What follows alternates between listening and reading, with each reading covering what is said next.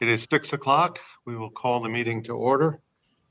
Pursuant to Governor Baker's March 12, 2020 order suspending certain provisions of the open meeting law, DL Chapter 30A, Section 18, and the Governor's March 15, 2020 order imposing strict limitation on the number of people that may gather in one place, this meeting of the Great Barrington Select Board and Planning Board will be conducted via remote participation to the greatest extent possible.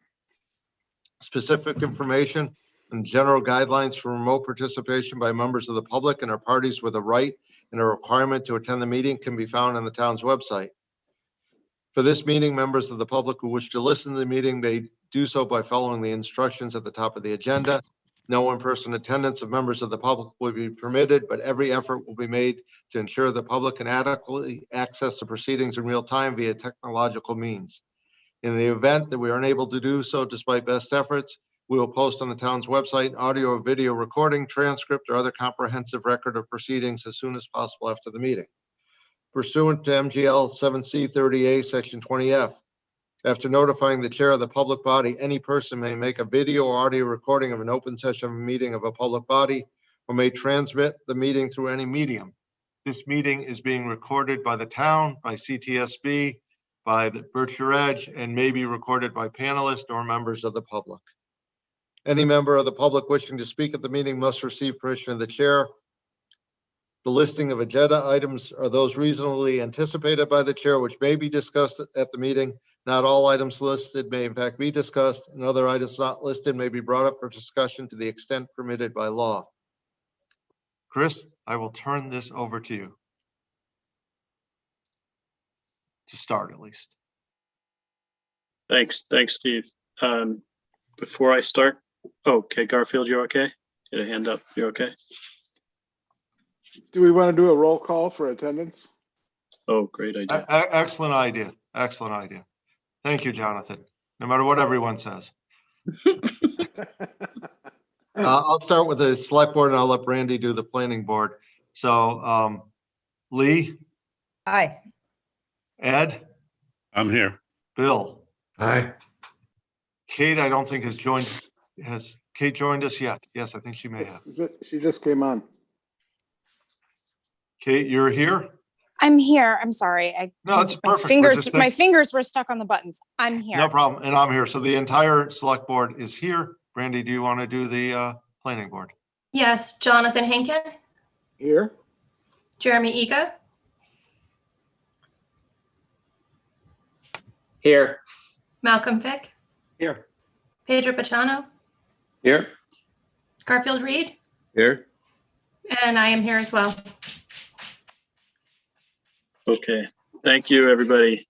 Thanks for joining us. The focus tonight is to ensure that these two boards are aware of this important project, which we call CARE-GB. This is short for Climate Action, Resilience, and Equity. And we want to invite you all to be a part of the project moving forward.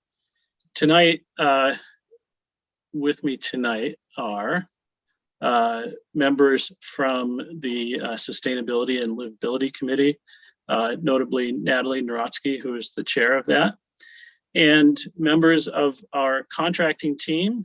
Contractor sounds so, I don't know, that's a bad word. Really, they're partners and facilitators from Bridge.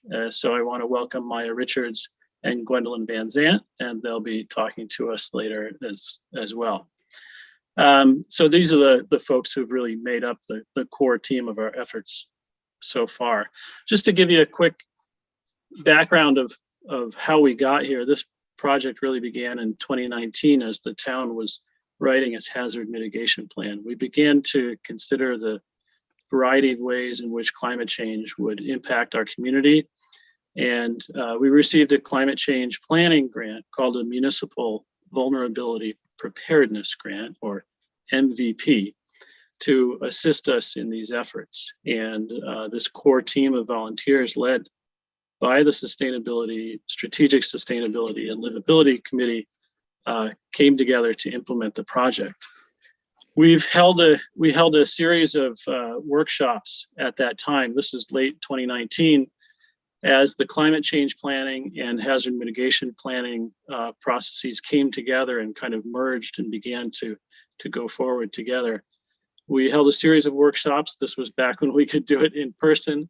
We had a day-long intensive at the fire station, and we were able to think through, propose, and incorporate a number of strategies about hazard mitigation and climate change adaptation into the first draft of the plan, which we presented to you all at our last in-person meeting in March of 2020. So it seems like a long time ago.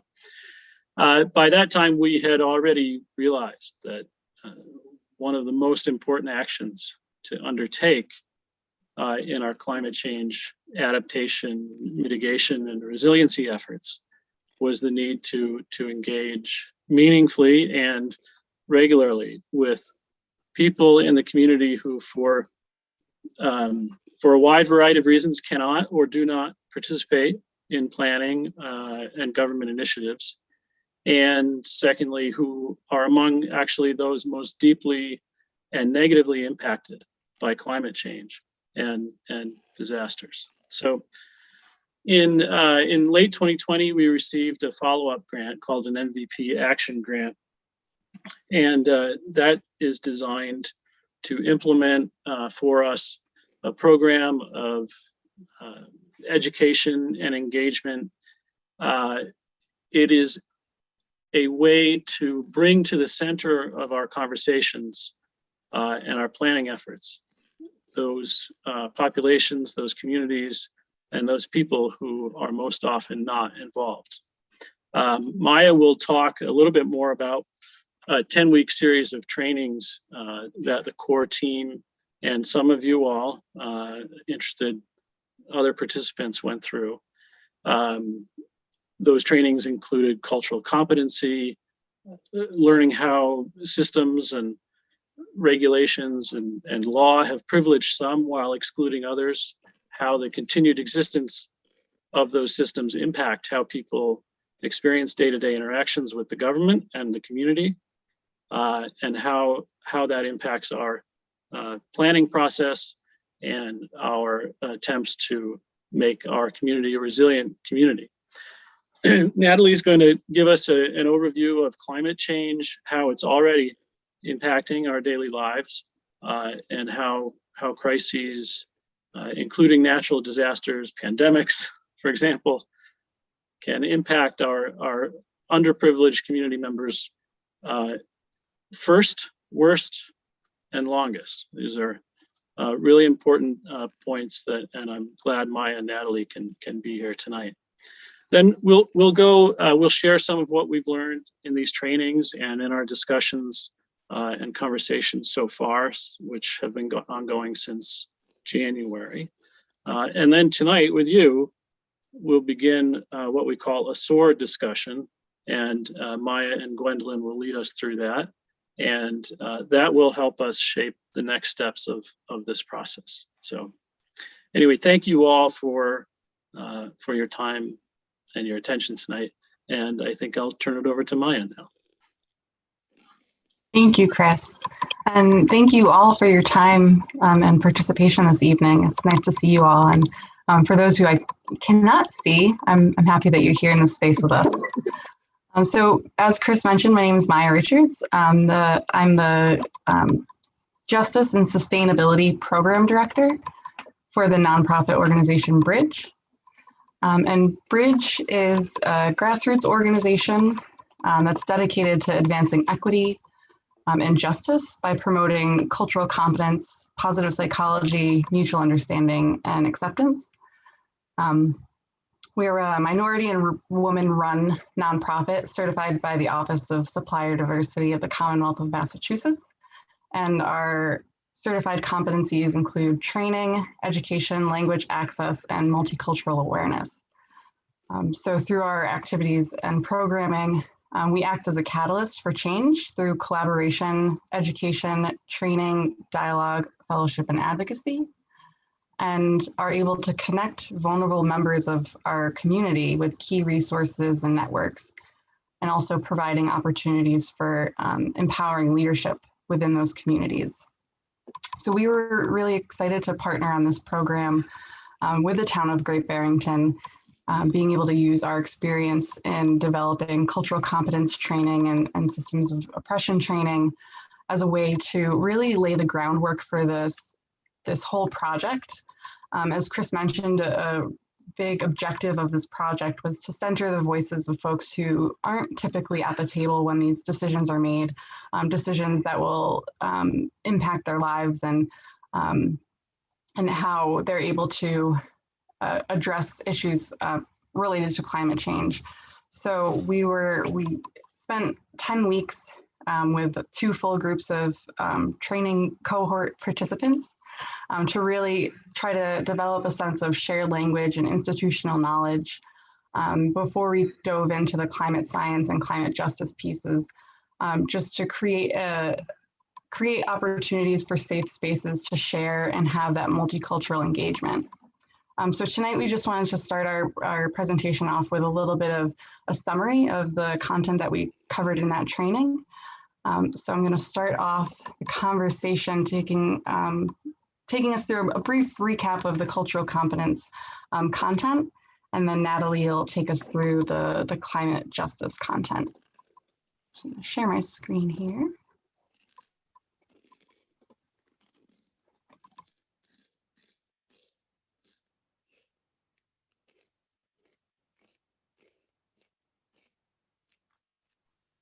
Hopefully I'll share my screen here.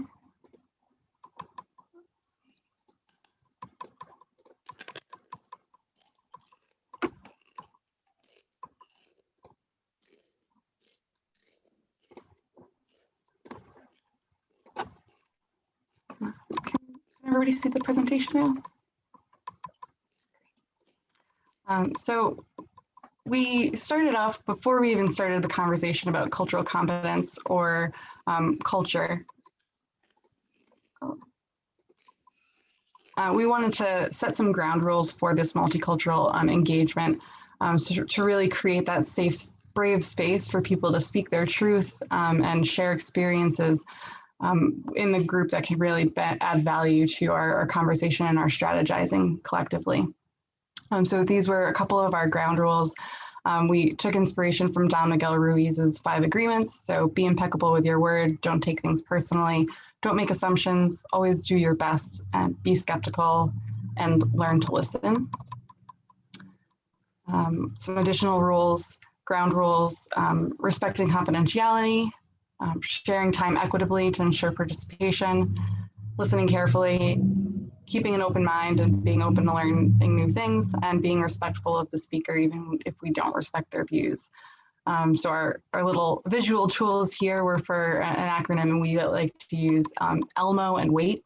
ELMO stands for enough, let's move on, and WAIT stands for why am I talking? So these are kind of self-check tools and kind of collective tools we use to just make sure that we're having efficient and impactful conversation.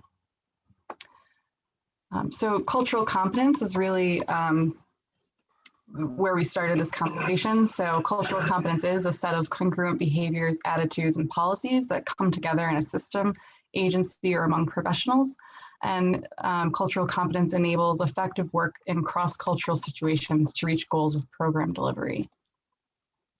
So we opened this up by talking about what we even mean by culture. Oftentimes people just kind of link a few different characteristics or traits to culture, maybe where someone grows up or different demographic backgrounds people share.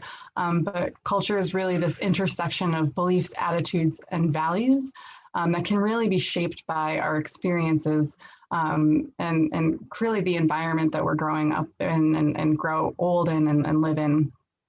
So all of these other things can contribute to our culture and how we identify our culture. So we really made it an effort to celebrate differences regardless of anyone's cultural background, and actually lift up those differences as something that we, as a strength of the community. We expanded the definition of diversity a little bit. So I think oftentimes people really associate diversity with some of the more physical characteristics that you can see pretty easily by just looking at somebody like age, ethnicity, gender, race. But we wanted to make sure to expand that to these sort of secondary diversity characteristics to show that these all can really shape and influence an individual's identity. And we wanted to make a real strong effort to make sure that we were and are creating spaces where people feel welcome and safe and feeling of belonging, regardless of how they identify with any of these characteristics. Also, the conversation of intersectionality came up a lot. So some of these characteristics can kind of layer on top of each other and leave individuals with a very specific experience that is impacted by the diversity characteristics. So we talked about poverty and privilege. One thing we unpacked with poverty is oftentimes people really think of poverty as a lack of financial resources, but we really expanded that and recognized that there are other areas of poverty that can exist, and it really is just the extent to which an individual does without adequate resources. And privilege, also we unpacked that term a bit. Privilege can kind of be a term that I think more recently has gotten sort of a negative connotation because I think people oftentimes link privilege with unearned privilege. But we wanted to recognize that privilege can be earned or unearned. People can earn certain privileges by hard work or overcoming obstacles. So we don't want to ignore that. But we do have to acknowledge that some folks have been awarded a certain level of power or access to resources because of certain characteristics that they have. So important to make that distinction when we're talking about equity. So in this conversation, we drew inspiration from Ruby Payne's framework for understanding poverty. So these are the expanded areas where you can experience poverty or privilege. So again, it's not just financial poverty, but do you have emotional or spiritual support? Do you have the knowledge or insight into hidden roles and social cues that can help you kind of get ahead in your daily life? Or motivation or resilience. How accessible is motivation to you? How resilient are you to overcoming different barriers and obstacles? Support systems are also important, and relationships and role models. Having access to support systems and relationships and role models can be a privilege. And also supporting mental, physical health are also areas where some folks have privilege and some folks do not. And this conversation really tied pretty well into the conversation about health and what we mean when we think about health and when we talk about health. Bridge has borrowed this kind of analogy of health from Canyon Ranch Institute Life Enhancement Program, where we really start to think about health as 4 tires that need to be fully inflated in order for an individual to really thrive. So if you're on the highway and one of your tires deflates or pops or the wheel runs off the axle, then you're not really going to get very far, and you'll start to get some additional wear and tear to the other tires. So really wanting to create opportunities for folks to have access to support their physical, mental, emotional, and spiritual health, regardless of their circumstances or background. So with this conversation, we have to recognize the social determinants of health. So the circumstances that folks are born into or develop in or grow old in can contribute to their overall health.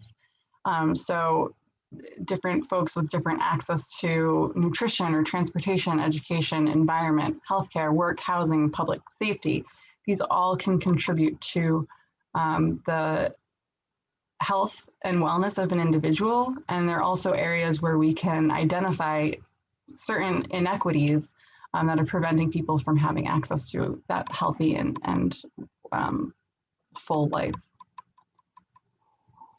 So we want to work towards a system of, we want to work towards equity in our systems of oppression, section of the training, we took deeper dives into looking at race, gender, and poverty, and how different policies, programs, and systems have been either created or sustained to create these inequities, and understanding how we can look at different areas and intervene in order to create equity.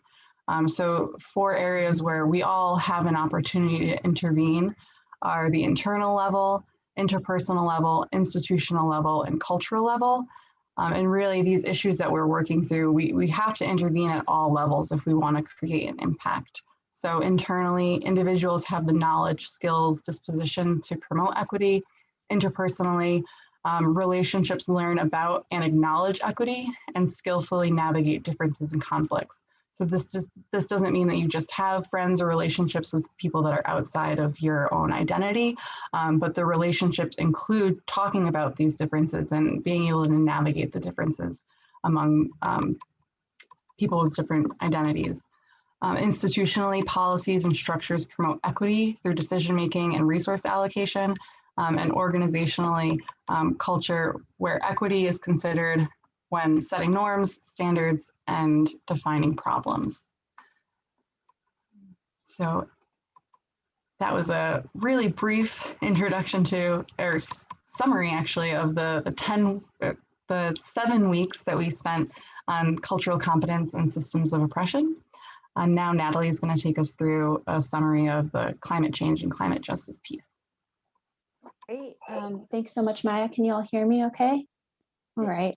I'm going to share my screen as well and get it readjusted.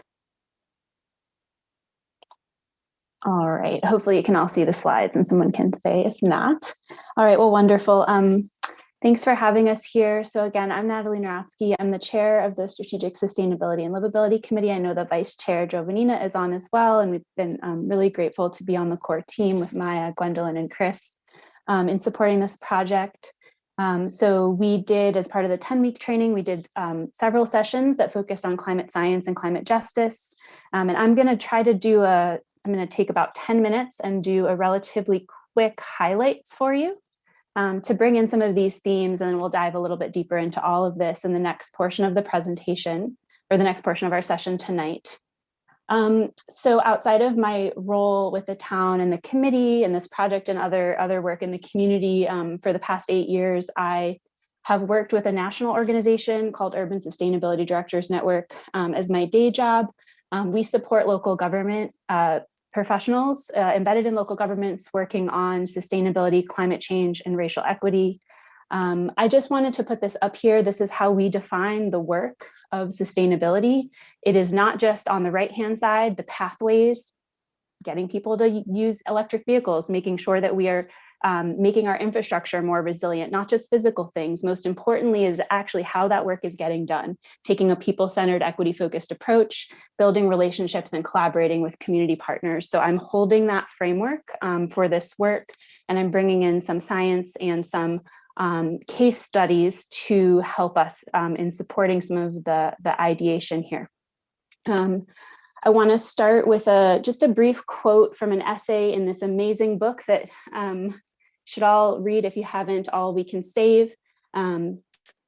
This is one of the themes that really came up in the training. You don't have to know all of the science to be part of the solution. I'm just going to read the quote. Some feel like they have to know the science inside and out before they can talk about it or do something about it. But here's what I have learned. You don't have to know the details of the science to be part of the solution. And if you wait until you know everything, it will be too late for you to do anything. So that's why we, the youth who are leading on climate, are calling this an emergency. This is from a youth leader in the climate movement. So I did cover some principles of climate science. I'm going to give a really short overview of some of the impacts here. But the reality that we found in doing a lot of the workshopping that we've done over the past few months is we're all experiencing the impacts of climate change today. We are seeing it. And you don't have to be an expert in the science to know what's happening and what's going on. So 4 principles, which Chris, you already alluded to this, I'll just say it one more time, that we use and we're holding in this work. Climate change is real. It is caused by humans. It's happening today. But most importantly for this work, those that are most marginalized due to the systems of oppression that Maya was talking about are the most vulnerable to climate change. They're being impacted first, worst, as well as longest. So I'm not going to spend a ton of time on the science now, but this is a map from the National Oceanic and Atmospheric Administration of the number of $1 billion plus disasters that we experienced in this country last year. What you'll notice is that while we have had our share of hurricanes in this region, hurricanes, tornadoes, fires, that's not really climate change in New England. What we experience are impacts that are less acute, but by no means less serious.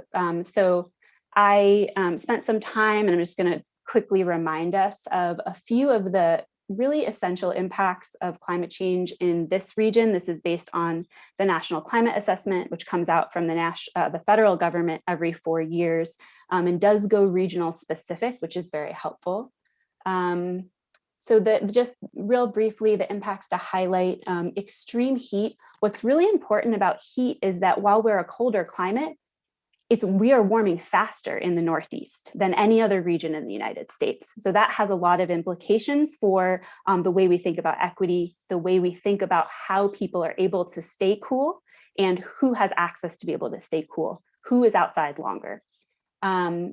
Next is seasonal change. Sorry, this is a terrible picture from last week. I think it's been quite unfortunately interesting to be talking about seasonal changes and impact of climate change during seasonal change. So there's a lot of things that happen that we probably all experienced in our own backyards. But as we have this warming winter spring transition, we've got flowers that are blooming, and then we get snow really suddenly. And I know some people lost their crab apples and their apples. Last year, I know people lost peaches. And it also impacts things like butternut. Economic activity, the snow rain line is sort of moving north. So we're getting more rain than snow. Those are the things to think about. And I know they're very real for all of us right now, but this is also demonstrated by science to be what is happening. Intense precipitation. So again, like I said, with heat, we are having the number of downpours in the Northeast is increasing faster than the rest of the country. So when we see more deluges, that's really common. That's a really common impact of climate change. It also has a lot of impacts on agriculture, has impacts on infrastructure, has impact on the economy. And just when we talk about major precipitation, you have to think about vulnerability to flooding. So this is a map from Berkshire Regional Planning. This is the 100-year floodplain map. I just take note, this is the planning board, so you're all, I'm sure, much more familiar with this than I am. Just thinking about what's in the floodplain with regards to infrastructure. A lot of our affordable housing, our senior center is either in the 100-year floodplain or adjacent to that. So thinking about not just that flooding happens, but where it happens and who is impacted. That's something that we want to keep in mind. And then lastly, in terms of impacts, mental health and well-being, this is, climate change doesn't just impact physical things. It also impacts our mental health, our mental states, especially those who are more vulnerable due to working outside and things like that. So, we all feel it. And I wanted to just mention mental health and well-being as a final impact of climate. I'm going to just take a couple minutes to do a little bit more norming around some terminology that we used in our training. So just thinking about, traditional approach of climate action and resilience has as often happening in silos. This work is in a way trying to break that down, really recognizing that the work of climate action, the work of resilience, the work of racial equity are one and the same, and we are working to build solutions together, given that those really come from a lot of the same root causes.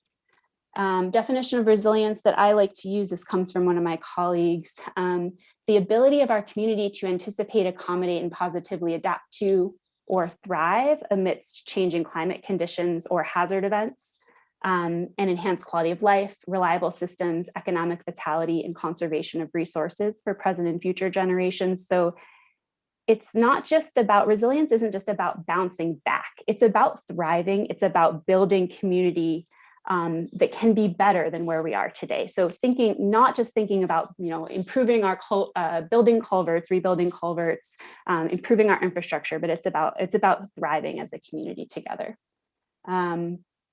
We talked about, I'm going to just bring in a couple of quick case stories to mention them for you all. And then I'll stop in just a moment here. We talked about this really great, really helpful, not great study of Richmond and many other cities that really proved that regions that had been formerly redlined are more likely to be hotter and have fewer trees. This is a New York Times article that you can check out. Oops, sorry.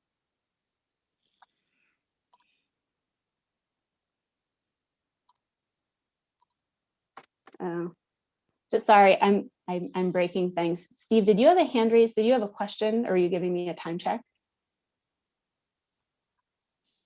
No, I was lowering someone else's hand. Sorry. Oh, okay. All right. Sorry about that. I don't know what I did. I don't know why that is doing that. Sorry. Let me try to figure out how I can stop that from doing that. The next thing that I did want to just talk about briefly while I try to fix my slides is an engagement to ownership framework, which I think is a really useful resource for the planning board and the select board that I'll share, that came out from Facilitating Power and the Movement Strategy Center. Sorry.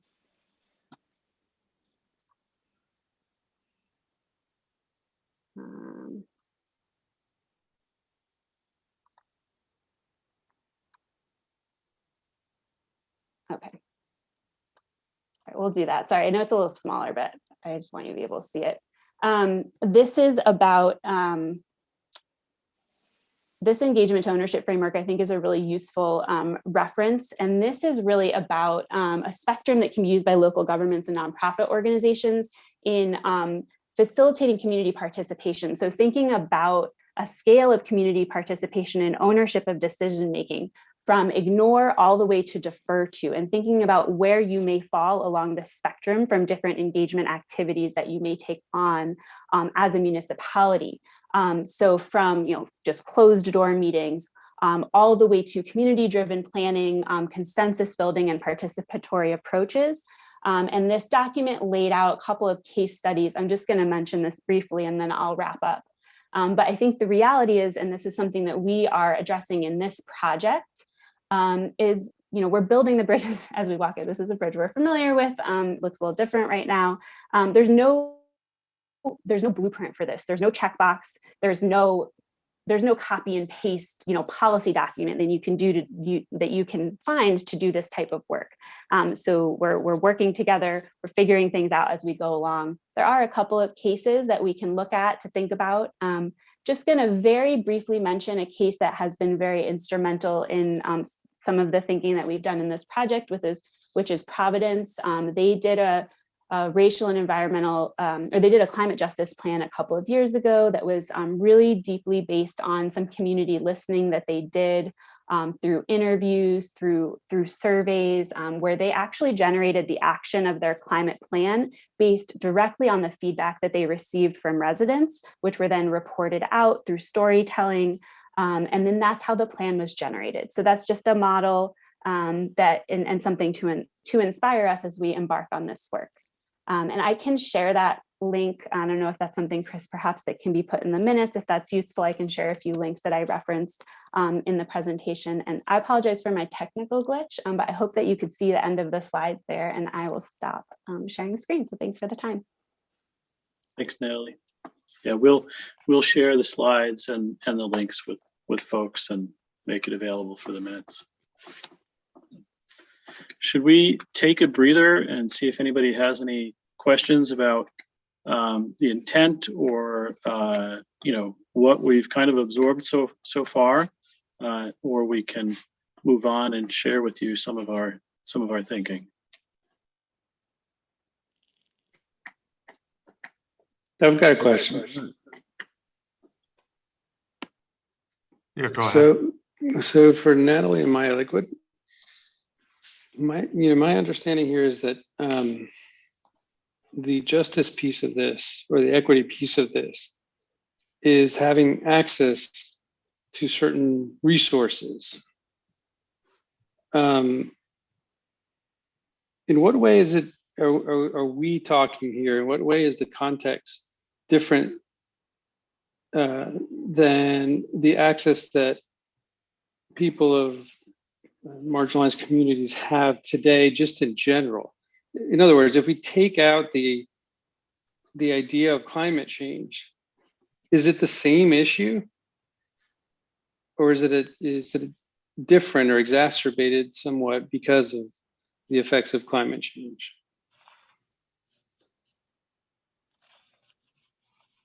So, can I just ask a follow-up question?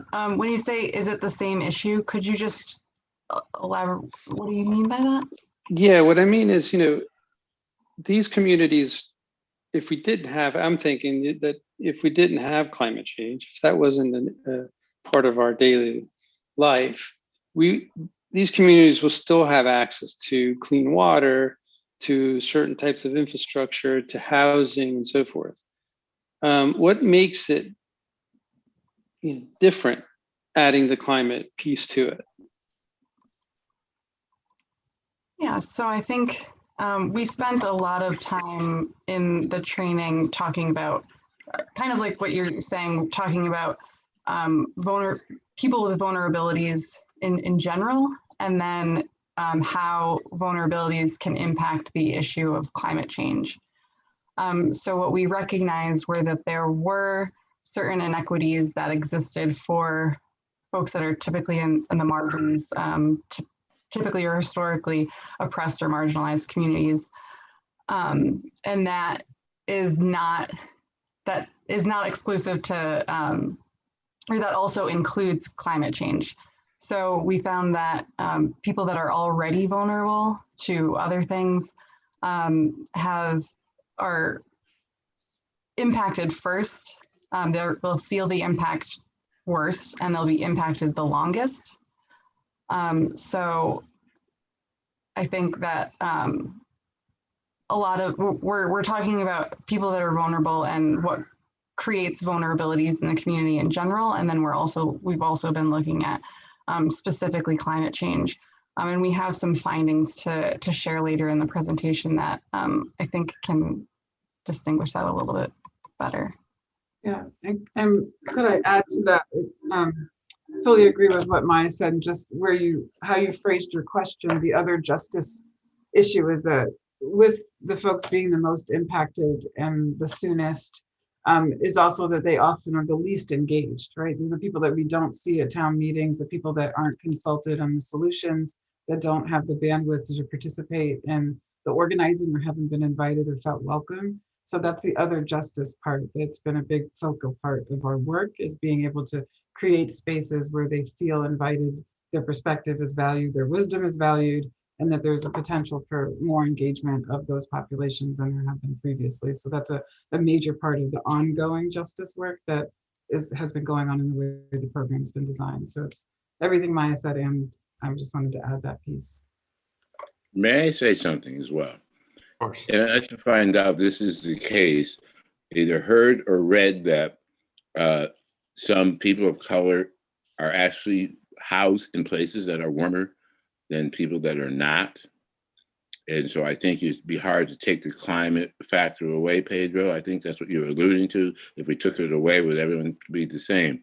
But it seems like this is the case that happens that people of color and probably not a lot of financial income are stuck in places that are warmer than people that have a better access to living spaces.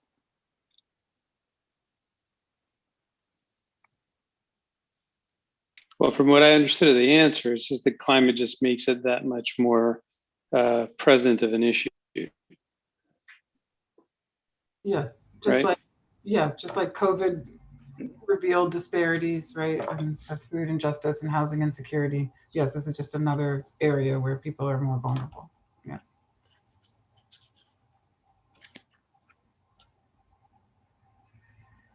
And when you think about certain areas where we'll see the impacts of climate change, so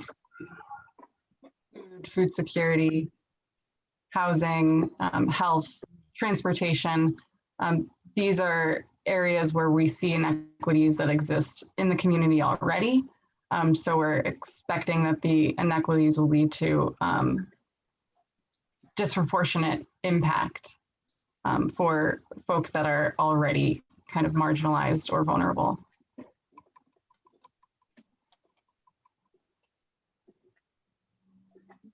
Maya, did you, or Natalie, did you want to touch on some of the themes that we've been discussing or that have been emerging so far?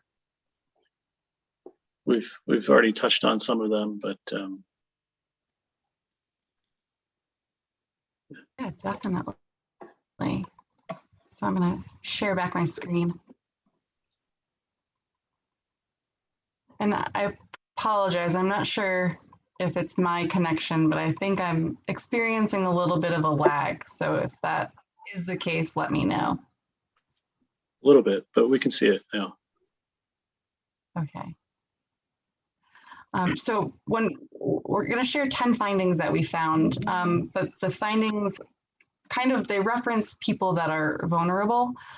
So we wanted to take some time to just talk with our group and figure out what we meant by people that are vulnerable before we start a conversation about climate change. So these were some of the findings that we had through our group discussion. So resources, power and privilege, individuals that have been marginalized and traditionally oppressed, Black and Indigenous people of color, intersectional identities that are often on the margins, victims of discrimination, victims of violence, seniors, people without work or with a low income, those without adequate housing or adequate transportation, communities who really rarely see themselves in mainstream power or influence, undocumented immigrant communities and children of those families, people with unstable housing, food, or access to transportation, people who have fear and harm from racial prejudice, those with addiction, single parents, people with visible and invisible disabilities, youth. So when we're talking about people that are vulnerable and impacted the first, worst, and longest, the younger generation will have the greatest portion of their lives where they'll be facing these issues and trying to strategize around how to deal with them. People with pre-existing conditions, people that have been displaced, and we talked a lot about like climate migration and how this can be an area where people are actually coming to once other environments are facing climate change. People who don't have access to healthcare, and folks with limited or no access to the internet. So from here, we asked our community, we came together and looked at all of the notes and all of the discussion that we had, and we pulled 10 central themes that we wanted to share with you all today that came up in our time together, and we think can help guide the future efforts of this project. So first theme, people living with vulnerabilities are the most vulnerable to climate change. So those who are most marginalized by systems of oppression are most vulnerable to changing climate and will be impacted first, worst, and longest. Youth will be impacted for the longest duration and are committed to making transformational change. Second finding, we need to center voices of underrepresented individuals in our community. So when we center those whose voices are typically not centered in planning and decision-making, different solutions will surface, trust will be built, and the work will be inclusive of the needs of all community members. 3, it's not just about carbon emissions. So understanding community vulnerability and resilience is as important as addressing carbon emissions, particularly on the local scale. You don't have to be an expert in the science to initiate change and have a positive impact. Fourth finding, we are all experts in our own experience. So climate science validates what we are already living in our own experiences. So we're already experiencing seasonal change, intense precipitation, extreme heat, and the anxiety and hopelessness about the future. So these are all interrelated and proven impacts in the Northeast. Finding number 5, repairing relationships. So conventional environmental solutions often overlook what is most needed at this moment, which is to repair relationships between people and between people and the earth. So Black and Indigenous people of color have legitimate reasons for fear and mistrust. Their shared experiences demonstrate the harmful impact of exploitation and extraction of humans and natural resources.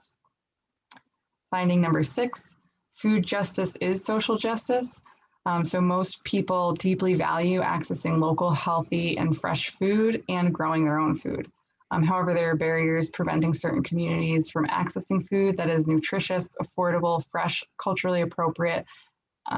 And at the local level, food needs to be available, accessible, utilized adequately, and sustainable. 7, we found that climate change concern exists in all communities. There's a misconception that certain groups of people or communities aren't interested in climate change, so that's why they're not represented at tables where climate change conversations are happening. So when we center those whose voices are typically not centered in planning, decision, I think I already read that one. That must be I think, yeah, so there's a misconception that people of color or maybe the immigrant population aren't interested in climate change, but we know that that's not necessarily true. There are different barriers that are preventing folks from coming to those tables and feeling like they're safe and their experiences and ideas are valued. Reliable transportation. So people local to Great Barrington need reliable transportation, including the ability for roads to be safe for pedestrians, drivers, and other users. In our rural community, access to reliable and safe transportation is essential. Number 9, a new approach is necessary. So we need the humility to evolve new or traditional skills to be able to communicate effectively and work together to create inclusive, just change. Building community through collective education, multicultural engagement, and mutual aid can lead to more resilient communities. Our last theme that emerged was that climate change mitigation and preparedness is not climate justice. So climate justice can't happen without addressing systems of oppression.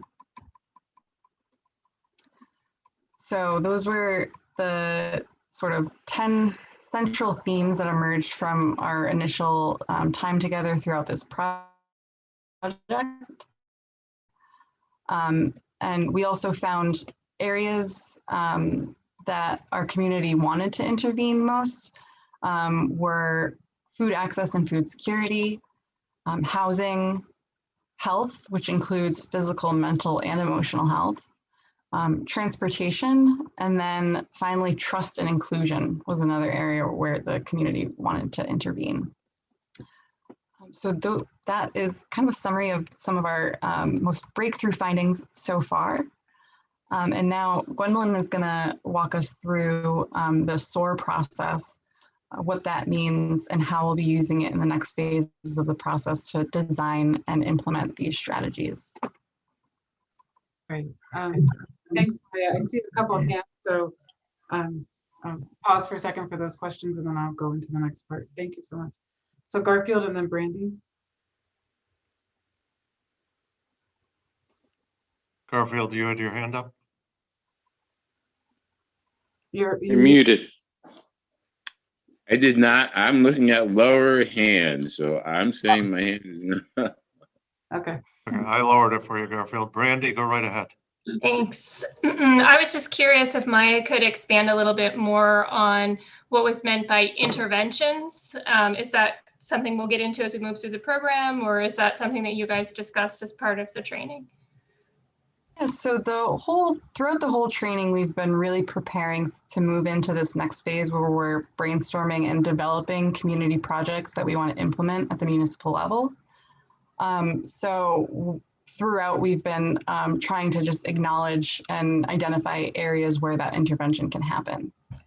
Thank you. No problem. This is Chris, just to jump in and just to whet your appetite. We do have a grant with the Agricultural Committee to do a food systems plan in the coming year.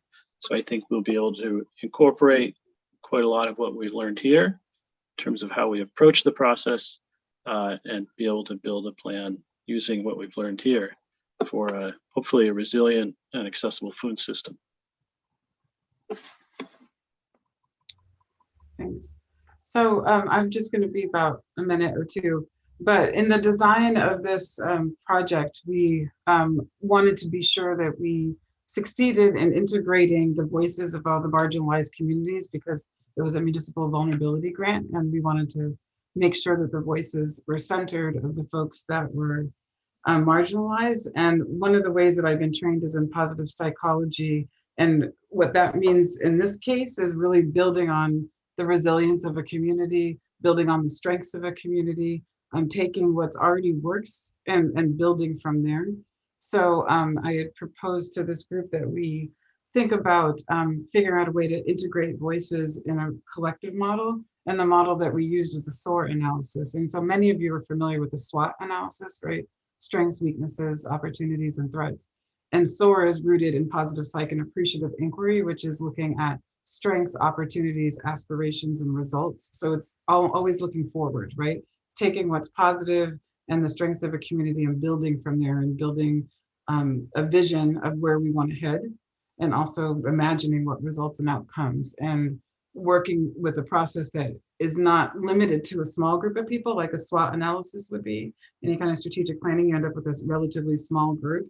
The SOAR process is built so that you can have thousands of people participate if you want to. So the way we design the program of doing the training and capturing all the feedback from people that participate in the training, and then taking that to the focus groups, and then now bringing it to you, we're collecting voices and perspectives the entire time. And every person that touches the project is actually designing the outcomes of the project. So that's what a SOAR analysis is, and what I thought would work for us, and it seems to be working really well so far. We've had really great participation across generations, and also across all of the ethnic groups and immigrant and race groups that exist in our area. Not all, but a really significant amount. So that's what I wanted. I wanted to just frame that up, the why of using the SOAR framework. And from there, Maya's going to walk you back through sort of how those 4 categories, and then we actually have collected all the information, and Maya categorized it for us, and then we're going to ask for your feedback. So thank you.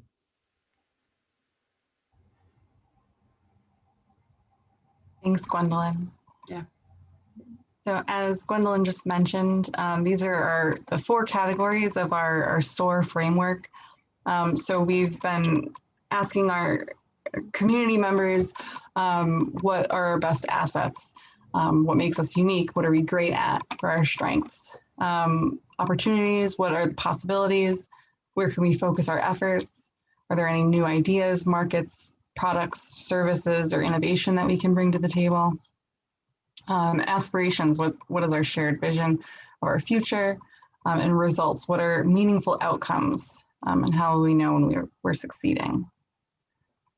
So Gwendolyn just kind of summarized this as well, but this is our, we've decided to use a SOAR framework rather than a SWOT analysis.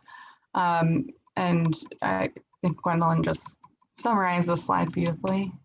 So definitely working action-oriented, focusing on strategic conversations, innovations, breakthroughs, there's engagement at all levels, and that's really been integral in this whole project. And focusing on planning and implementation.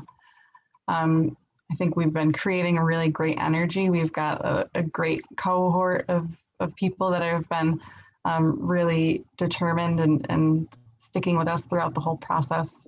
So we're really excited to see what comes out of this next phase. So the 5I approach here. So we were initiating. There's a period of inquiry, so asking the SOAR questions. Imagine, so creating a shared vision.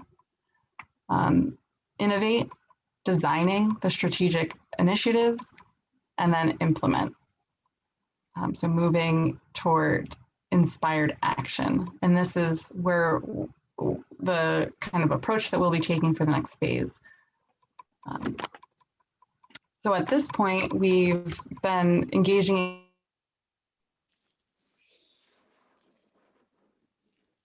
the results that we hope to see. And we wanted to just share some of the information that we've gathered so far. So here we've got our SOAR board, SOAR analysis board. We've taken information from the focus groups where people had an opportunity to contribute perspectives or experiences. And also we've got an engagement survey that folks have been really great about filling out. So looking at our strengths, we recognize that some kind of themes developed within our strengths. And I tried to kind of group the themes in this way. So first, I think we've got the natural beauty and attractions. So a lot of things, a lot of people mentioned things like scenic environment, the natural beauty, natural resources, outdoor space, the environment, valuing in green space and nature, local foods, farms and farmers markets, land conservation, and also the educational programs that kind of align with the conservation efforts.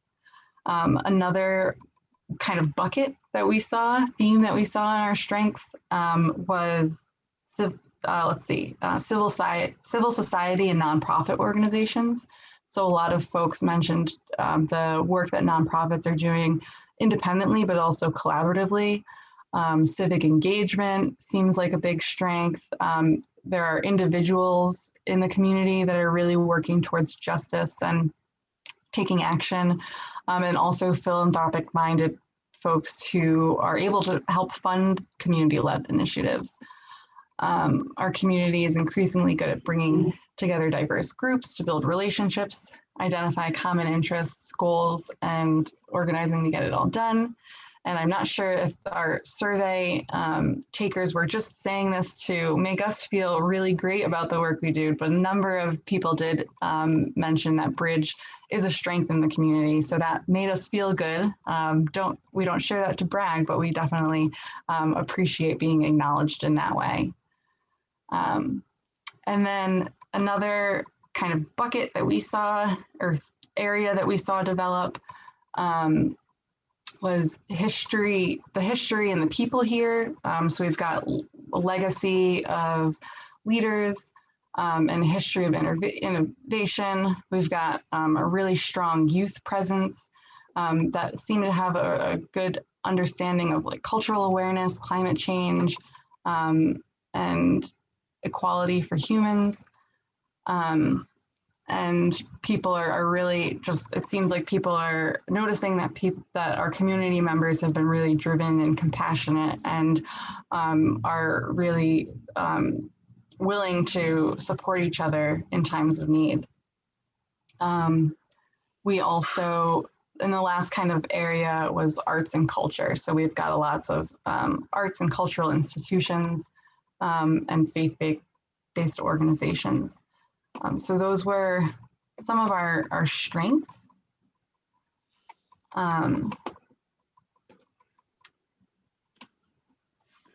actually at this point, I believe in the agenda that we shared out with all of you, I'm not sure how this will work, but I think if you all click the first link in the agenda that says SOAR presentation link, you can go through and vote on each category, which are the top 4 answers that you agree with. So we can start to see not only the big picture, but understand which strengths kind of carry a little bit more weight or are more people are thinking of.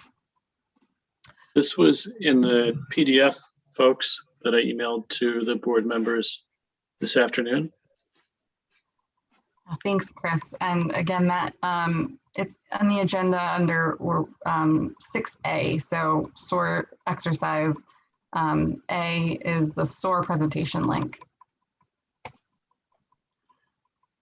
We also have opportunities. So this area also some themes emerged. So again, civil society and citizens. And so we've got nonprofit organizations and community members can collaborate with local governments and business representatives to collectively design, implement, and initiate initiatives that address the issues that we've been talking about. Again, there's an opportunity to help out others in need, to build relationships, to increase awareness that the Berkshires is a great place to live. Another area we saw was food and transportation. So linking transportation to farming communities, different creative ideas that emerged on how to lift up the agricultural and food sector in our community, increasing food access and food justice. And then we've also got some in the area of legislation and town government, encouraging more participation in local government, advocating for more equitable town policies, trust and accountability policies, and strict accountability structures. Also, people thought that there were opportunities within the area of positive environmental impact. So climate justice education initiatives, more recycling, composting programs, promoting programs that ensure our resources are redistributed more equitably, embracing diversity, prioritizing making information from business, local transportation, municipalities, and publications available in English and Spanish. There's an opportunity within structures like school, government, police that can do more DEI work. We can continue to acknowledge and work to dismantle the systemic racism and white supremacy that is embedded in our society. Making certain that those most affected by climate change are involved in decisions being made, taking down barriers to resources and expanding the offerings of cultural institutions, assessing services to work together to meet the needs of community instead of splitting and siloing, and centering the unhoused and low-income community members in conversations and policies about housing and affordable housing.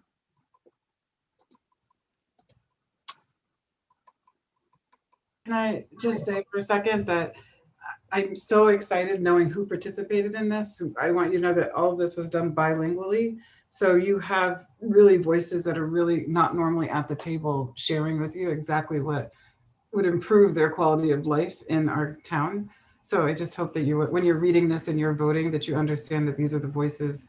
This isn't like us sitting down and deciding what needs to be heard. These are the people telling us what the opportunities are that would make them feel safer and help them thrive in our community. So it gets me very excited to have that being shared with you all. Thank you, Gwendolyn. Natalie, or sorry, Maya, at this point, would you like the board members to go through and interact with that first link? Yeah, that would be great. And sorry.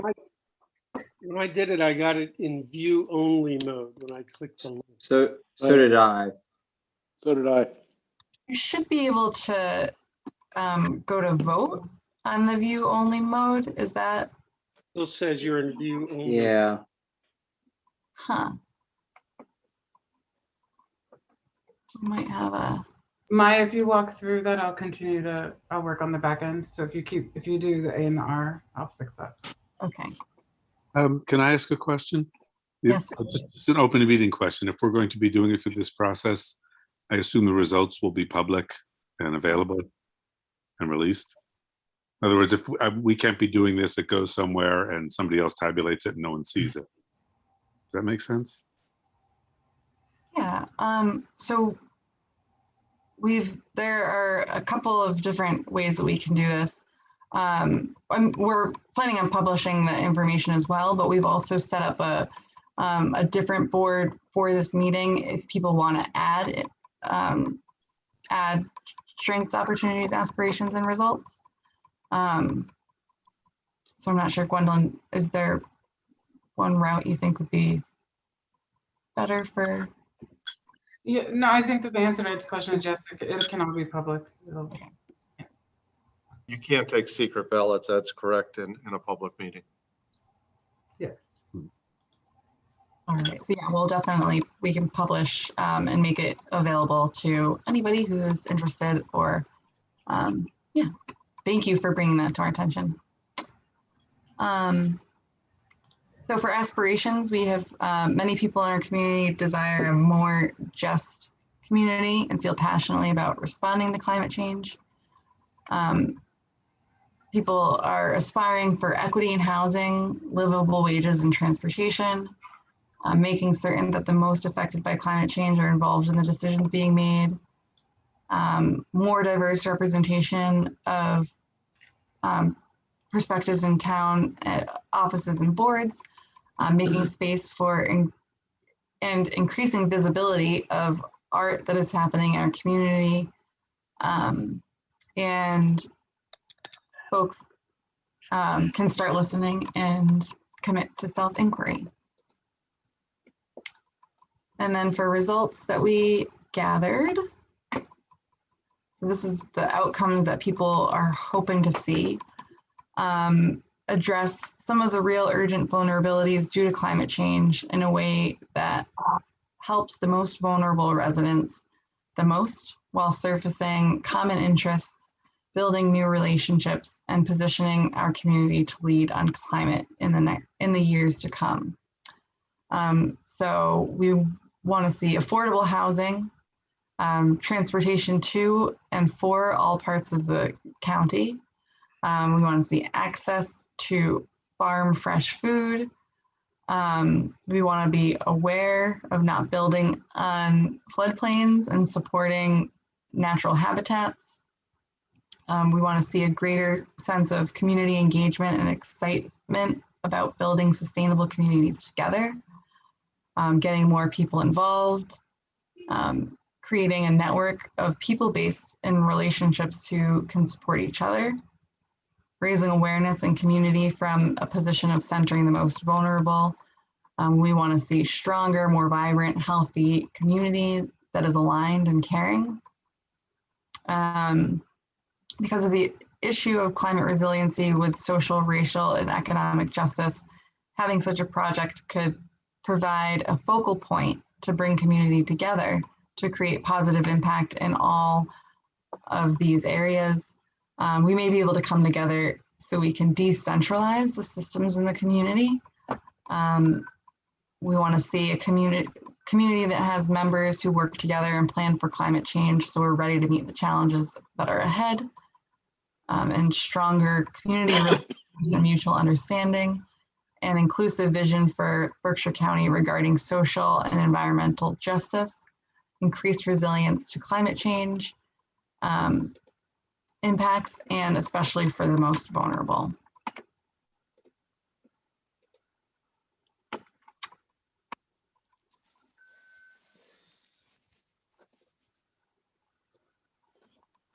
Thank you, Maya.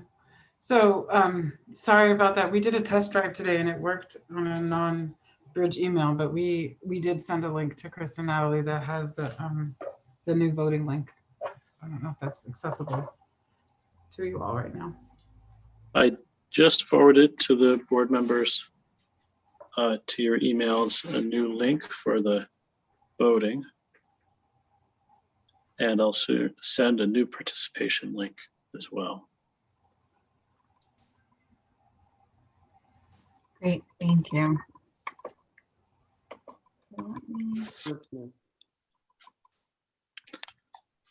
Successful, anybody? Yes. Okay, great. Thank you, Malcolm, for the feedback. Thank you. Do you want to just take a few minutes here, Maya, or? Yeah, we can take a few minutes if folks are able to access that link and just look through the results and vote for the answers that resonate best with you for each of the 4 sections. So it's four votes per section or 1 vote per section?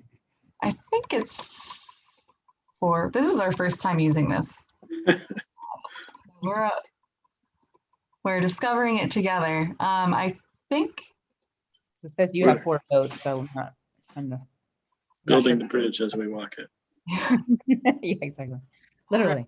All of this was going to be in person until COVID. So, yeah. this is It- 4 per it section. 4 per section. Okay. 4 per section? No, it says you have 4 votes left. yeah, it says you can allocate multiple votes per idea. So maybe, oh, that means you can like put all of your votes on one idea if you really are feeling strongly about that one. Yeah, but you only have 4. You don't have 4 votes. You have a total of 4 votes. Okay. It's like a budget. So It's you your have to vote pick budget. one from each. Pick 1 per each category. 4 for 1. May I ask if there was any discussion about economic opportunities? It doesn't seem like that is included, like diversity of job opportunities, training programs. Did I miss that? We might not have covered it specifically tonight, and maybe it's not in the list. I remember it coming up during the trainings. We were talking about, and it's related to the housing needs as well, and a way to intervene in the housing theme is training for the building trades and things like this. There's a real path to economic stability through that, and maybe a path towards a housing solution or a partial housing solution. It did come up, and I think we should make sure that we include that in the next list. Thanks, Brandy. Thank you. Can we add a strength? So this actually, if I can just state, it came up in the training, and what you're seeing is the reflection back from the participants. So you in a moment are going to have your own board, and if that's top level for you, then you would put that in as a new participant, right? Right. Thanks, Gwen. Yeah. Can you add a strength? You will get you all will have your own board. So this is what's to date. You're kind of just ranking what you were reporting to, and then in a moment we'll give you another link that will be yours to put strengths in and do that. Lee, you had a question? Yeah, so are we cut and pasting? We're choosing what's before us, or are we actually typing up a new? You'll get a new link. When we finish this voting, you're going to get a whole new. Okay, so when you say this voting, because it's just blank for what I'm looking at, so I just fill in the. You might be in the second one. That's the new one. There's 2 links. I'm completely lost. If you could share your screen, there are 2 links. So Chris first sent a voting link, and then he sent a participation link, right? Oh, Chris? yeah. Okay, so we should do voting link first, and that's just thing I got. Yeah. On what Maya ran. After we vote, is there a submit button or something? Nope, it's live. The fun part of this, even though it's our first drive, is that it's live. It's a collaborative doc that shows up. If we share, I'm gonna maybe share mine for Maya's. Is that good for Maya's internet? We're on the same doc. But do you see your votes are coming through on here? So just as you click, it shows up.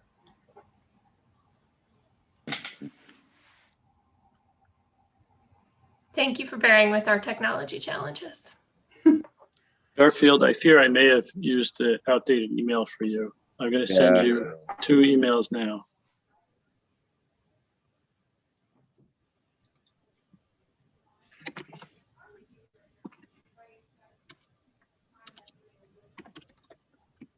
Okay, a voting link, Garfield's coming your way to the Gmail account.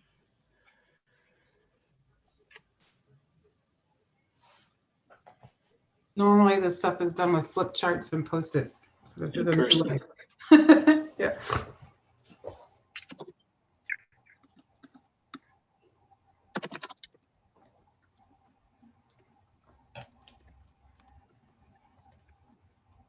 So was it cheating to put your votes in the results column?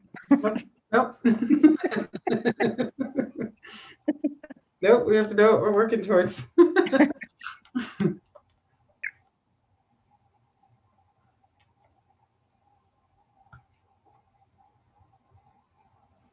Sometimes I can get this. Seems weird to be doing it this way, so thanks everybody for your patience. As Gwendolyn said, in real life, we would all be moving around the room with markers and flip charts. Yeah. But just think that you're doing that and everything will seem normal. You guys are doing an awesome job, so thank you. It's kind of fun. My idea of fun anyway. Just wait till next week when we have dinners over Zoom. Yeah. Agaves next week, everybody. If you come back. Yeah, I don't know. Did you get the emails, Garfield, I just sent? Sorry about that. Don't see where I can vote. I did get the emails, Chris. Okay, good. Yeah, Garfield, it's up kind of at the top. The options are like, it says group, it says brainstorm group vote. And Right. so you just click vote and then it'll bring you to a page where you can select 4. Okay.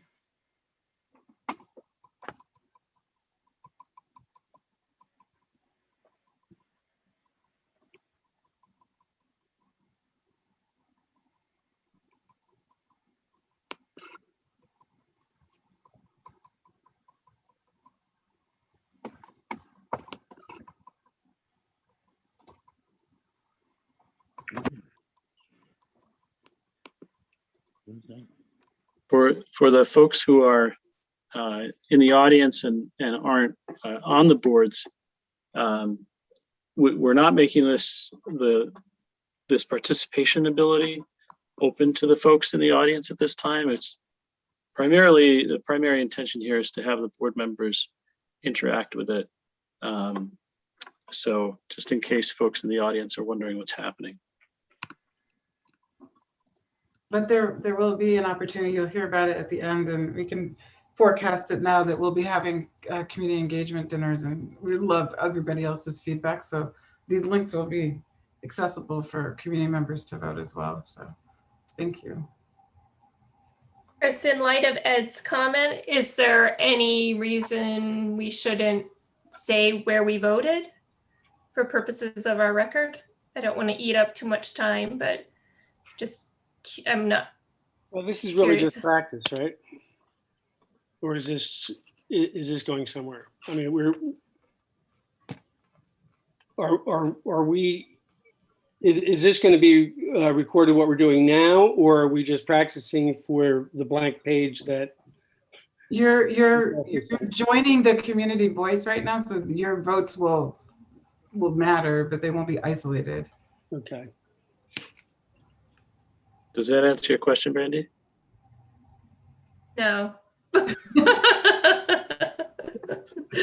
Maybe we didn't understand it. So you would like to identify? So if we were moving on an item, we would each have a vote attributed to our name, right?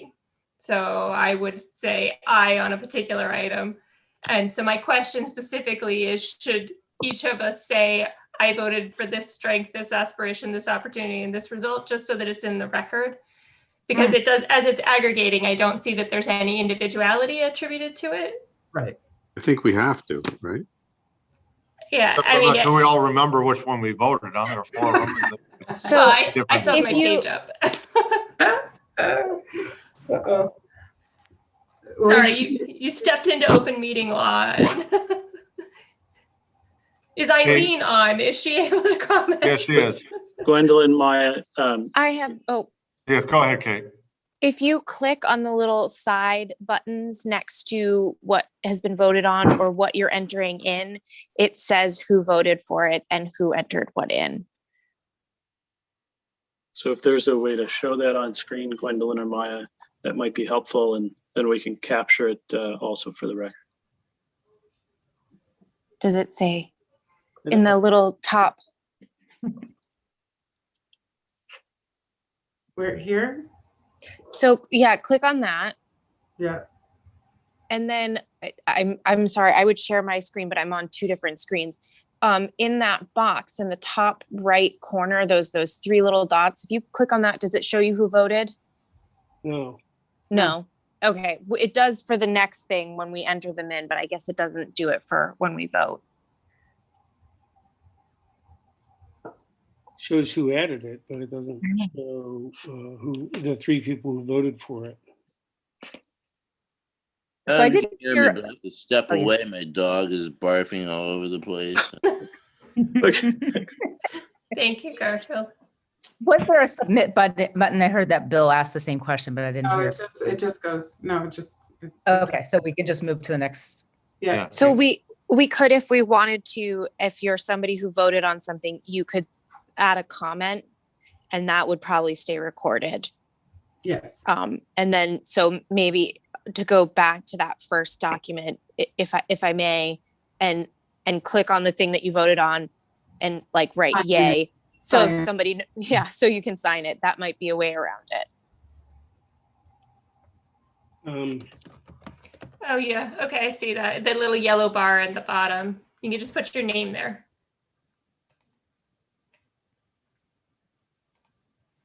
That's what I'm gonna do. I'm clicking on my voting buttons and then I'm adding my name. So right here, do you all see that? If you click on the voting button, I'm just demonstrating what Brandy said. So like the community, if I were to vote on community health programs, I'd click the number, and then down here, there would be my little face, and I would sign my name here. And Put your name there. And then there's a little checkbox you have to click to post it. Well, I can't see who voted on it. Yeah. And if you forget which one you voted on, you can go back to the vote page to see, and then go back to the results and add a comment. Is this instead of using the second link? Or is No, this this is voting on the old stuff. Then the second link, you're gonna do like what Brandy said and talk about what you believe the strengths, opportunities, aspirations, results. Right now, you're voting on the feedback that came in from people. Gotcha. Yeah. Sorry, it's a bit late. My mind is grinding to a I know halt. it's good. I think everyone's doing great. This is like. It's like I'm back in school. Trying to keep everybody sharp, right? Yeah. Let me add my name to one, but no, it won't let me do anything with the other three. Yeah, that's. Really? You have to or you have to right click on it. No, left click just on the thing itself, on the. I've decided that everyone else had their name. The one without a name is mine. There we go. Yeah. We're all on there anyway without the.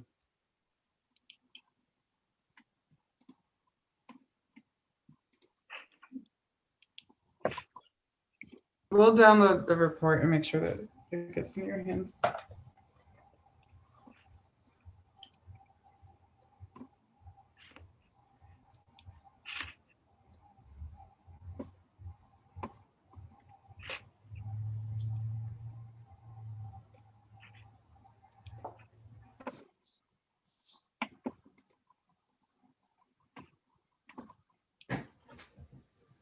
I know for folks in the audience, this is not quite as exciting as watching the CNN electoral returns, but thank you for staying tuned. You could have hired John King, but I don't think it was in the budget. No, he really liked doing it for 4 days this year. Yes. You could initiate some sort of discussion on a arcane zoning bylaw. That's exciting.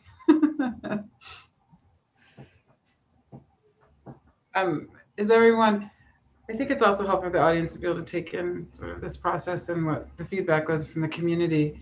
And then I'm wondering when you want me to switch to the other screen, if you all are ready to do your own SOAR analysis and put your own ideas in. The idea with that one is it would either be something here that resonates with you and or any ideas in what you feel is missing in any of these areas to add to the story so that we're collectively or continually collecting voices. Have folks been able to record and show which ones they voted for? No, No. I didn't get to that. All I did was put my votes. I didn't figure out. Yeah, I could do it. Well, if you look at the result, you'll see what everybody voted for. It's looking pretty good. Just a couple people that haven't. You can track it here. Yep, we're up to 4 of the 6 for equity and housing. So if I don't put my name, can I just put my vote? I just haven't figured out how to put that little guy. Just click your vote, click your bubble. You see, look at it right here now. Do you see the bubble?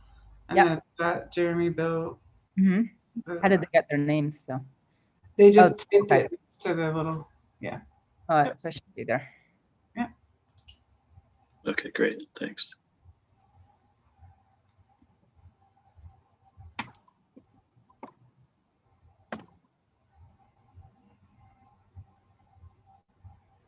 So going to the other link. So brought up SOAR analysis. So Are we intending to do this? oh, do we go back to brainstorm then? Gwen or Maya? Yes. Okay. Yes, brainstorming. Okay. And I think you would do the same thing you all, maybe put your name in next to your idea. Sure. So that, yeah. All you have to do is click on the idea. It'll tell you who added it. That one tells you who added it. Is this the maps thing we're supposed to be in?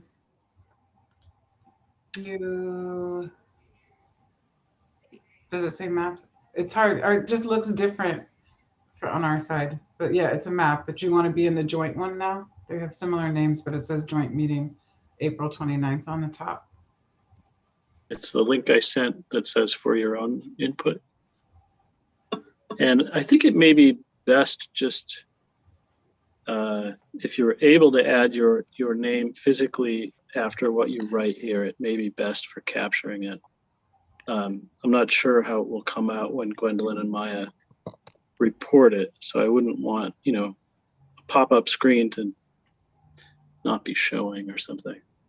Mm-hmm.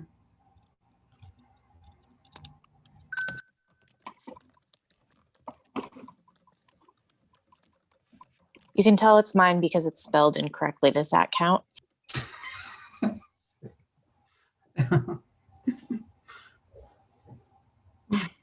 Nobody's noticed. Misspell Kate. Kate?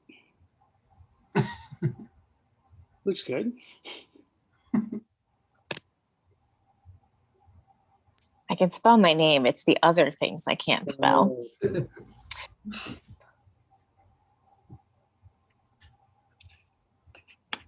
Looks like the same thing to me that we voted on.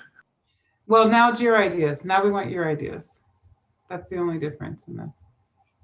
The other ideas came from, the 50 plus maybe community members. Now we want the joint committees sessions ideas.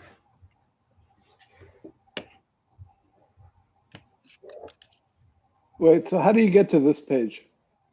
The second link that Chris sent out. Oh, it's a different link. It's not a new link.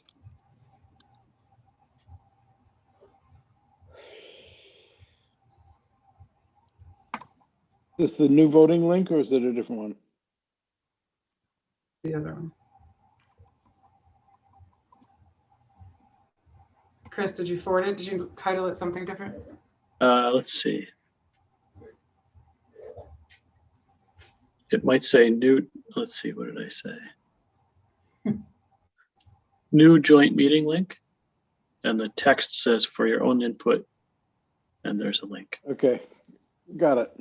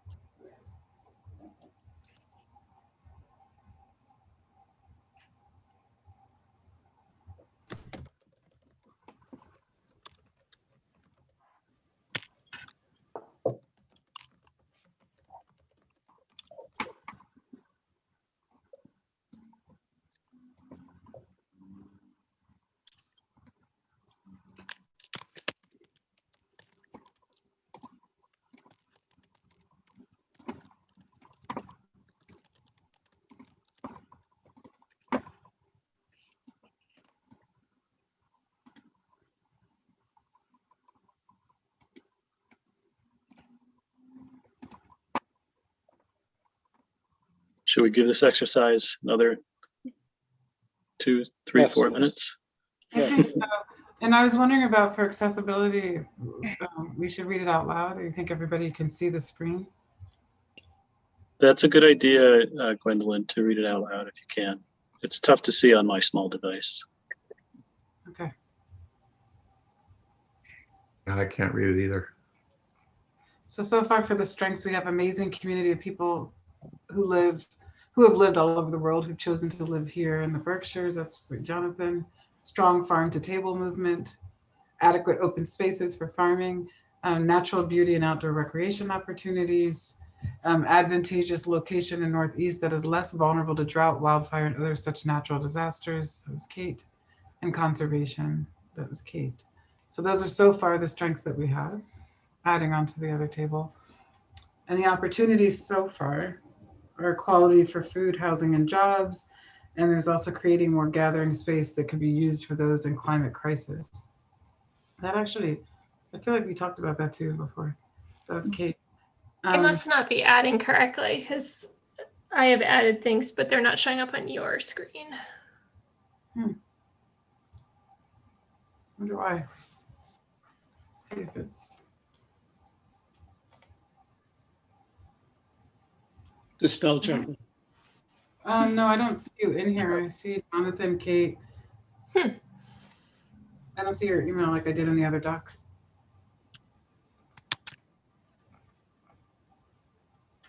For some reason it's not.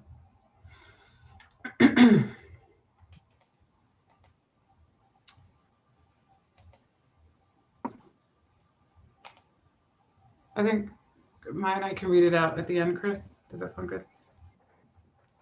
When everybody's done. Yeah, great. Let's give it. Maybe Brandy, I don't know if you could go out and come back or something. I don't want to miss your input. Sure, I'll reload.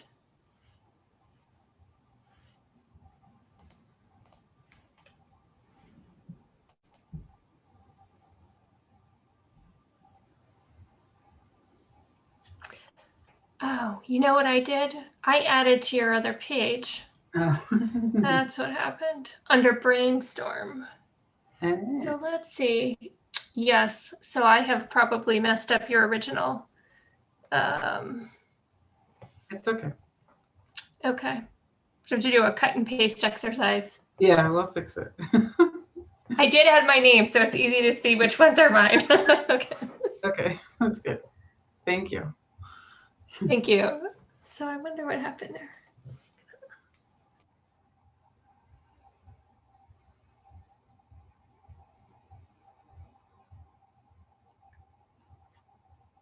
It may sound very geeky, but is anyone having fun doing this? I feel like it's fun. Not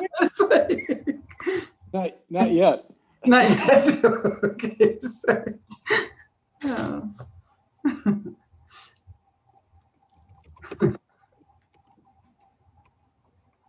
Is there a way to edit something that you've done without having to retype it all again? Am I missing? Oh, you just put the little. Yeah, I think you click Oh, it. I see it. Gotcha. I gotcha. Yeah. Thank you. Yep. Usually sharp.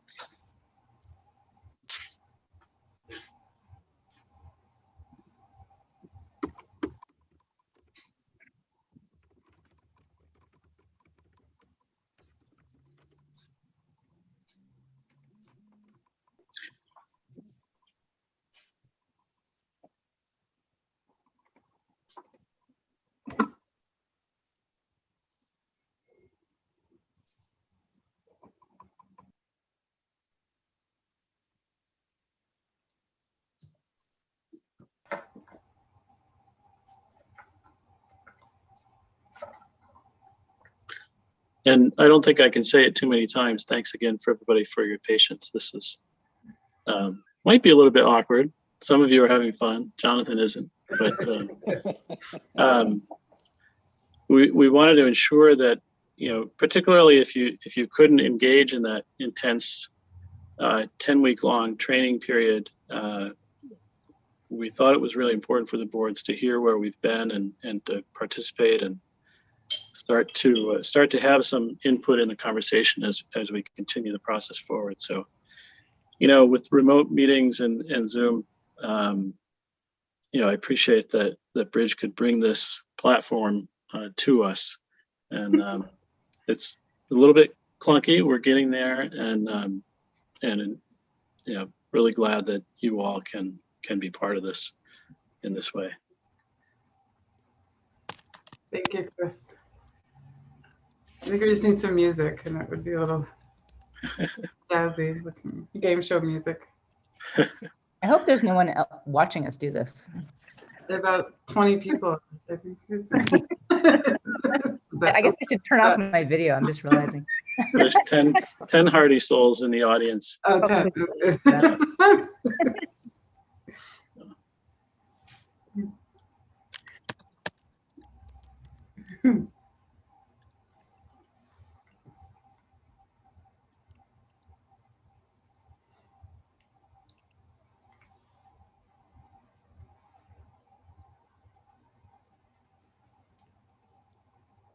All right.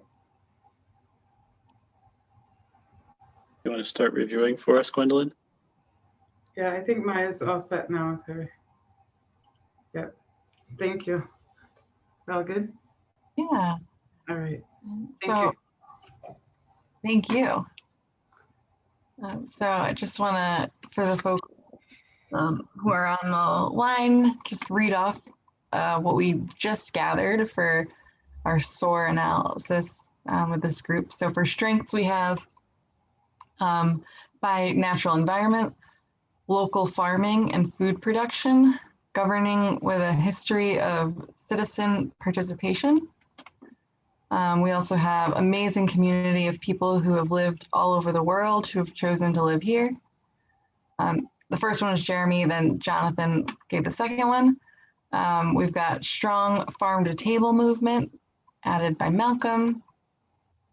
Adequate open spaces for farming by Kate. Natural beauty and outdoor recreation opportunities by Malcolm.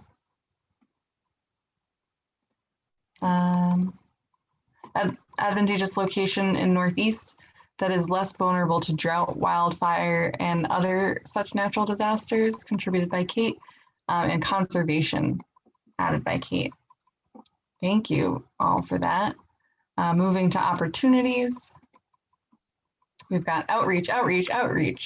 So making sure that all of the population of Great Barrington, not just the most vulnerable, but the well-to-do especially, is aware of the inequities that exist presently and historically in town.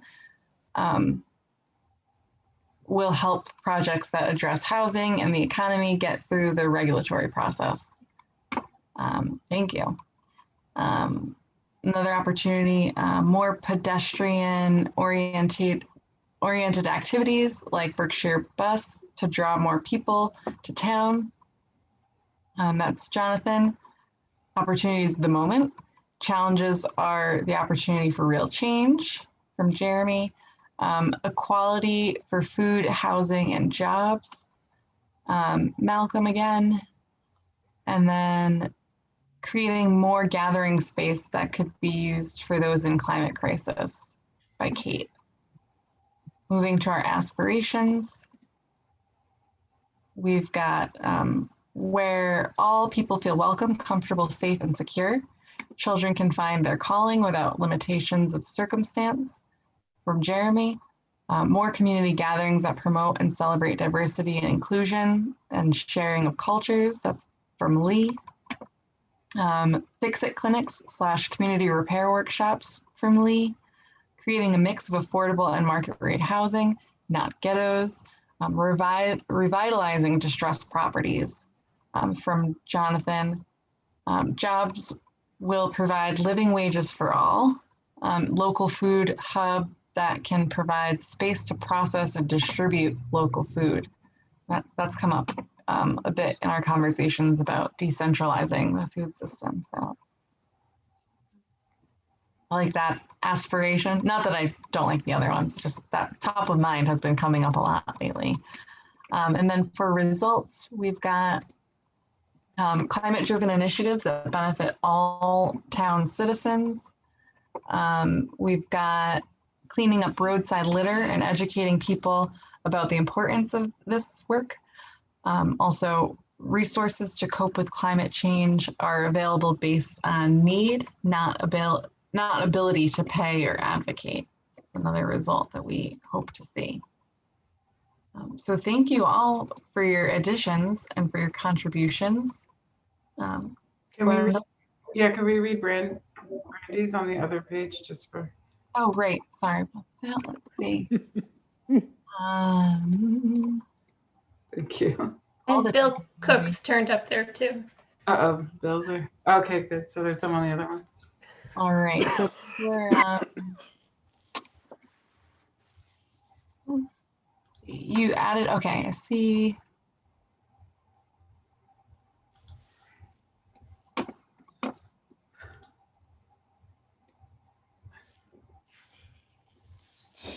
think they're at the top. Yeah. Yeah, they go right at the top. Okay. Oh, so local hospital and medical services. That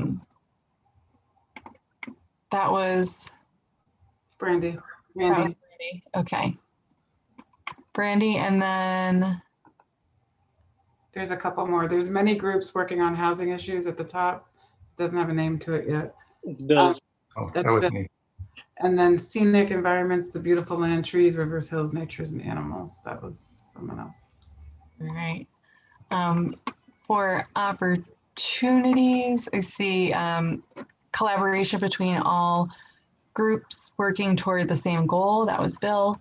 And then diversity of economic opportunities and technological infrastructure to support it. That was Brandy. Moving down. An aspiration from Bill, more affordable home ownership opportunities. An aspiration from Brandy, diverse outdoor recreation opportunities to provide an opportunity for improved mental and physical health. And then for our results, Bill added more local control over transportation, decentralizing again. And I think that was, I don't see anything else added from this session on that one. Great, so thank you all so much. This is, we love to see our lists and our findings grow. So these were great contributions to what we've had so far. We really appreciate your engagement around the first list that we presented to you. So before we kind of wrap this up, I just wanted to open up the floor for any other questions that we have about anything we learned or suggestions moving forward.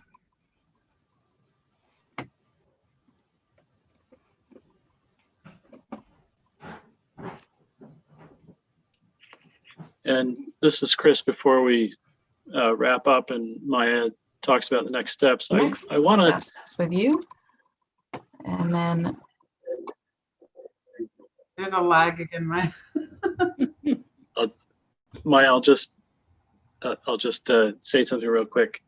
I want to appreciate and mention for the board how unique this process is that we're doing in Great Barrington. Many communities in the Commonwealth that are undergoing a climate change prepare this MVP action grant. It's focused often on physical interventions like in coastal communities, hardening seawalls, elevating vulnerable structures or community facilities. In Great Barrington, we're lucky, as has been said, in some of those strengths and other comments that we don't have some of those same vulnerabilities. But this process of centering, of listening and having these discussions is unique and important. And we'll be sharing what we've learned here in this process with other communities in the Commonwealth. And I'm looking forward as we enter the next steps in the next year of this process, particularly with the food system plan that I mentioned earlier. Really looking forward to seeing this evolve. So again, thank you all. Maya, go ahead. Thank you. And I think I'm going to turn off my video, and Gwendolyn is going to present. Hopefully we can make it through the rest of this evening. So for next steps, and actually, Gwendolyn, I think that the screen, yeah, there we go.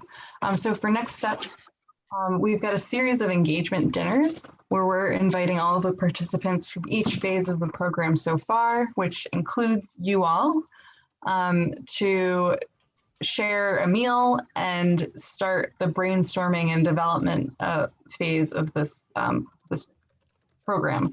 So May 6th, we have a dinner that's prepared by Agaves, and we'll be going through this SOAR process with the participants and start to brainstorm some project ideas that we want to start to develop. On the 11th, our second dinner is where we'll start to conceptualize and design the projects. And the meals that we'll be sharing that evening are traditional meals prepared by our Bridge Women to Women group women. So we're really excited about that. And then the 19th, our 5 o'clock dinner, this is when we'll be presenting the project ideas and having an opportunity for feedback. And then for these, we have meals provided by KOI or STEAM. So all of those meals are, we're providing them for the participants in exchange for their participation and engagement.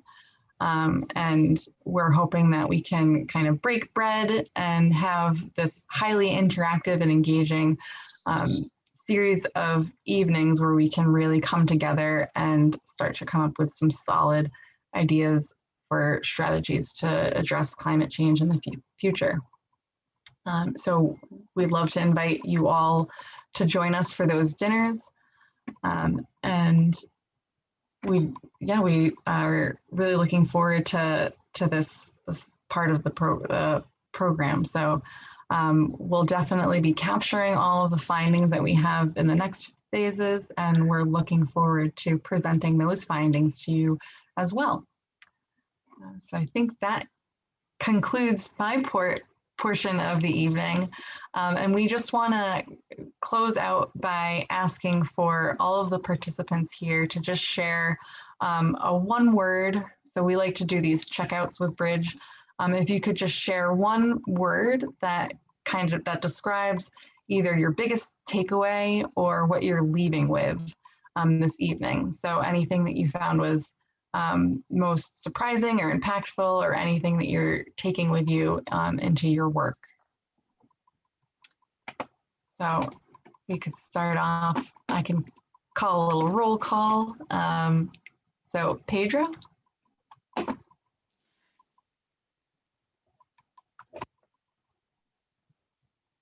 Yeah, I'm trying to think of one word.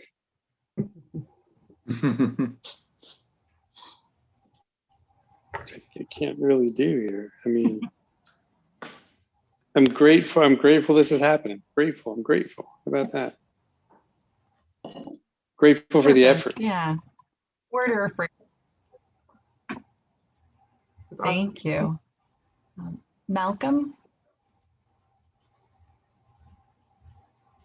I just think of progress, that this is a step in the right direction. Thank you. Natalie? Oh. What was it? Sorry. Feeling full of all the experience we've had in the past 3 or 4 months.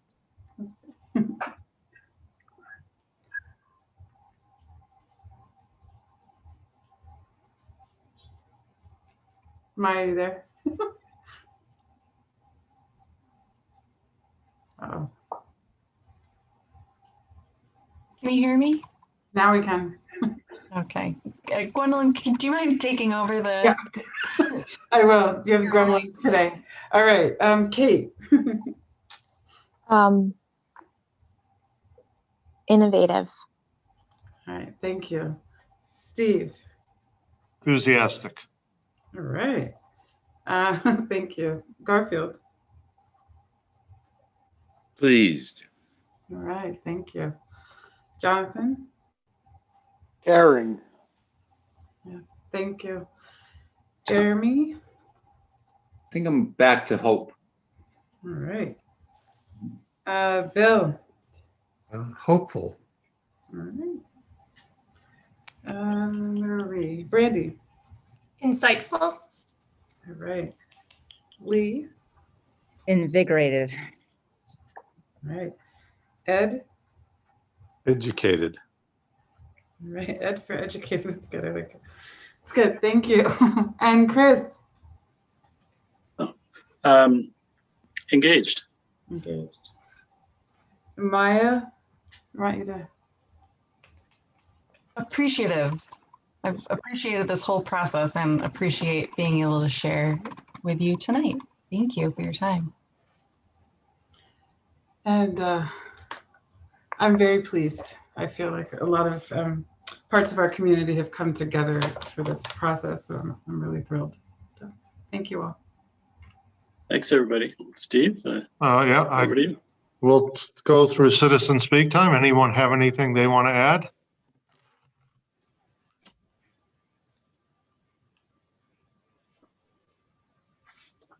I see no one raising their hand. Oh, there we go. Giovanina, go ahead.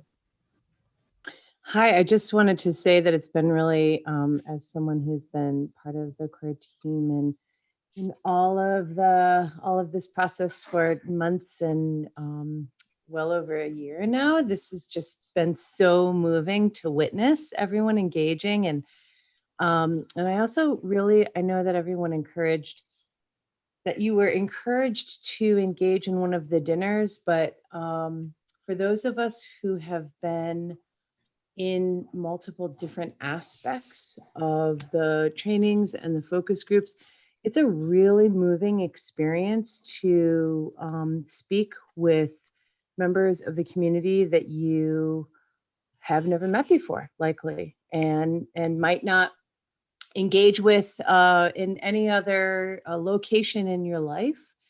And it really enriches and deepens this process. So I just wanted to echo the encouragement to join in one of the dinners, and I hope to see some of you there. Thank you. Anyone else? Seeing no one else's hands raised, by unanimous consent, we are adjourned. Very good meeting. Excellent. Thank you. Thank you, everyone.